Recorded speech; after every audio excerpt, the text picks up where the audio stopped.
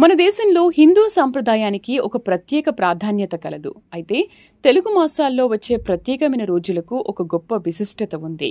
అయితే పూర్వం నుంచి ఏకాదశి తిథి చాలా ముఖ్యమైనదిగా పరిగణించబడుతుంది. ఏకాదశుల్లో ముఖ్యమైనది వైకుంఠ ఏకాదశి.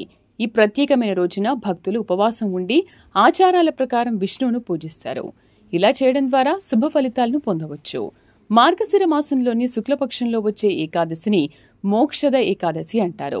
ఈ మోక్షద ఏకాదశి రోజున తులసికి సంబంధించిన కొన్ని పరిహారాలు చేస్తే మీ ఇంట్లో ఆనందం, శ్రేయస్సు ఉంటుంది. మోక్షద ఏకాదశి శ్రీకృష్ణ భగవానుడికి ఇష్టమైంది. ఈ రోజున తులసీమాత విష్ణువు కోసం నీరు లేని ఉపవాసాన్ని ఆచరిస్తుంది.